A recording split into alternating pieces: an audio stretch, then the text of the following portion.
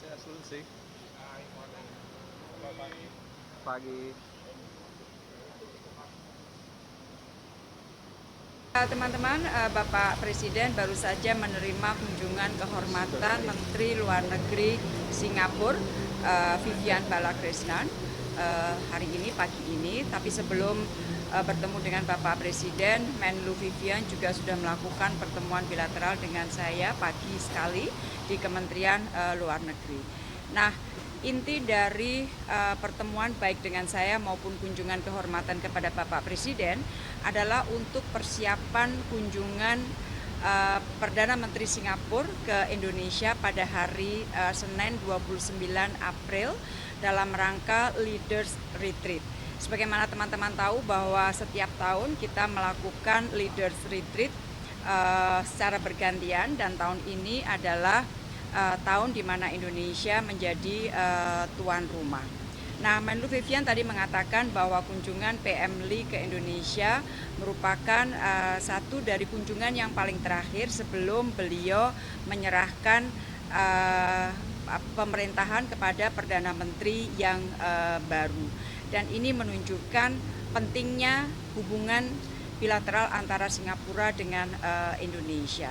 Nah, di dalam pertemuan Leaders Retreat nanti, intinya adalah kita akan telaah balik 10 tahun kerjasama yang sudah dilakukan. Dari bahasa yang disampaikan adalah to celebrate the relation, tetapi pada saat yang sama adalah untuk memberikan atau untuk memastikan bahwa ke depan kerjasamanya akan semakin baik, kontinuitas akan ada. Jadi selain selebrasi juga menjamin atau memberikan signal adanya continuity dari sudah baiknya hubungan antara kedua negara.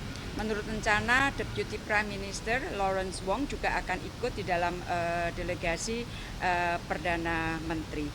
Nah, dalam pertemuan nanti di Bogor, biasanya akan banyak sekali isu yang akan dibahas, dari masalah ketahanan pangan, mengenai transisi energi, dan tentunya pembangunan di IKN, karena sudah banyak perusahaan-perusahaan Singapura yang menunjukkan interest-nya untuk bekerja sama berinvestasi di IKN, termasuk di bidang transisi energi, khususnya untuk tenaga matahari. Nah, nanti hari Senin kita lihat hasil pembicaraan apa, dan Bapak Presiden dengan Perdana Menteri akan memberikan joint press briefing kepada media. Jadi intinya itu teman-teman yang dapat saya sampaikan per saat ini. Terima kasih. Terima kasih, nggih. Akan ada KTT OKI di Gambia yang didahului dengan pertemuan pada tingkat menteri. Saya insya Allah akan hadir di dalam pertemuan tersebut, dan saya yakin bahwa topik bahasan yang akan disampaikan atau dibahas dalam OKI adalah mengenai masalah Palestina juga. Jadi kita terus berupaya semaksimal Mengenai keanggotaan di PBB adalah menjadi salah satu supporter pendukung keanggotaan Palestina, keanggotaan penuh Palestina di PBB. Jadi itu sudah ada, dan semua diplomat Indonesia sudah paham dan pasti akan melakukan. Memang sangat disayangkan bahwa kali ini satu negara anggota Dewan Keamanan PBB memveto, tetapi bukan berarti bahwa upaya kita akan berhenti. Kita akan terus. Thank you. Pangan jangan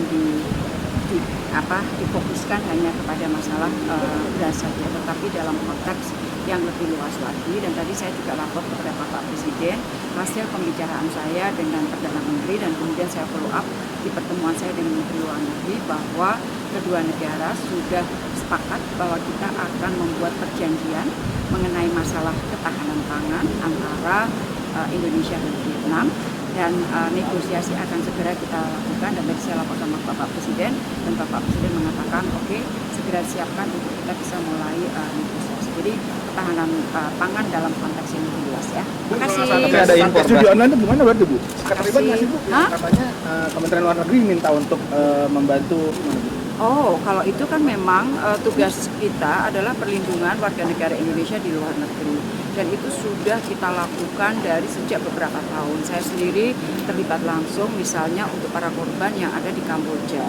Saya pernah cerita beberapa kali dengan teman-teman media bahwa saya bertemu langsung dengan Kepala Kepolisian Kamboja, dengan Menteri Dalam Negeri Kamboja, dengan Menteri Luar Negeri Kamboja untuk mengeluarkan korban warga negara Indonesia, dan pemerintah Kamboja sangat membantu penuh upaya kita untuk mengeluarkan WNI kita sebagai korban dari judi online. Sekali lagi, ini adalah kejahatan transnasional.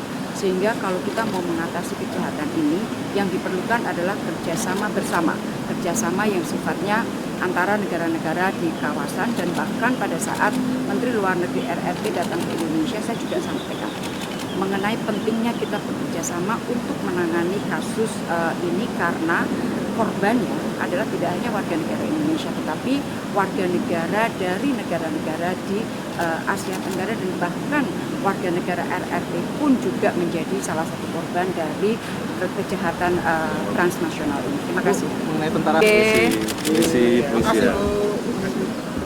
Happy weekend teman-teman. Terima kasih. Ini hari Jumat kan ya? Iya. Suun guys, terima kasih.